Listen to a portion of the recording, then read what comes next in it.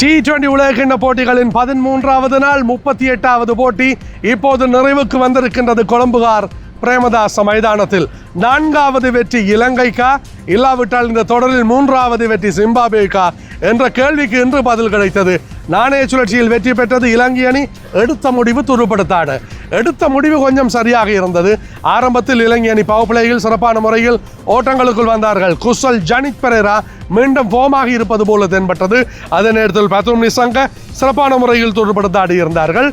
அதனைத் தொடர்ந்துதான் இலங்கைக்கு பிரச்சனைகள் ஆரம்பிக்கப்பட்டது. பவர் பிளேயில் சிறப்பாக செயற்பட்ட இலங்கை அதற்கு பிறகு ஓட்டங்களை சேகரிப்பதில் கொஞ்சம் மந்தகரமாக இருந்தது. குசல் ஜனித் 22 ஓட்டங்களோடு ஆட்டமிழக்கின்றார். வளமையாக சிறப்பாக செயற்படுகின்ற குசல் மெண்டிஸ் இன்றைய நாளில் பந்துகளை கொஞ்சம் கூட சந்தித்திருந்தார், திணறி இருந்தார் என்றுதான் சொல்ல வேண்டும். 20 பந்துகளில் எந்த விதமான பவுண்டரிகளும் இல்லாமல் 14 ஓட்டங்களோடு குசலும் ஆட்டமிழக்கின்றார். அதனைத் தொடர்ந்து பவன் ரட்நாயக்க 44 ஓட்டங்கள் வெறுமனே 25 பந்துகளில் 3 பவுண்டரி 2 சிக்ஸர் ரன்களாக பெற்றுக் கொடுத்திருந்தார். போட்டியின் திசையை மாற்றிய துடுப்பாட்டம் பத்தும் நிசங்கவிடம் இருந்துதான் இன்றும் கிடைத்தது. 62 ஓட்டங்களை பத்தும் நிசங்க பெற்றிருந்தார். ஏனையவர்களுடைய ஓட்டங்களை பாருங்கள். தசுன் சானக 6 ஓட்டத்தோடு ஆட்டமிழந்தார். கமிந்து மெண்டிஸ் 7 ஆட்டமிழக்க வெள்ளாளகை 15 ஓட்டங்களை பெற இலங்கை 178 ஓட்டங்களை பெற்றது.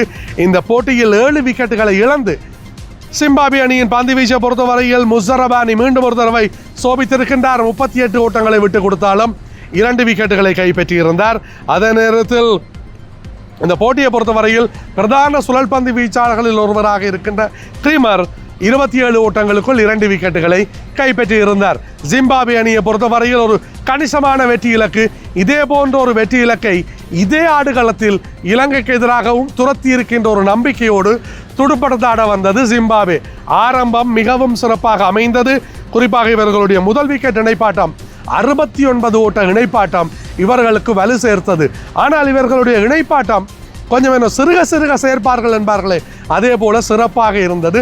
இலங்கை அணியின் ஆரம்ப வேக பந்து வீச்சில் டில்ஷான் மதுசங்க சிறப்பான முறையில் 2 ஓவர்களை பந்து வீச ஏனையவர்கள் சரக்கி இருந்தார்கள். உதாரணமாக பிரமோத் மதுஷான், மகேஷ் தீக்ஷண, தசுன் சானக பவர் பிளேயில் ஓவர்களை வீசியிருந்தாலும் ஓட்டங்களையும் வாரி கொடுத்திருந்தார்கள். ஜிம்பாப்வே அணியை பொறுத்தவரையில் விக்கெட்டுகள் வீழ்த்தப்பட்டாலும் பேர்ல் வந்திருந்தார். வந்த வேகத்தில் இவர் ஒரு மிகப்பெரிய 6 ஓட்டத்தை அடித்து நம்பிக்கை கொடுத்தாலும் அவரும் ஆட்டமிழந்தார். கதை முடிகின்றது என்று சொல்லி எல்லோரும் நினைத்தார்கள்.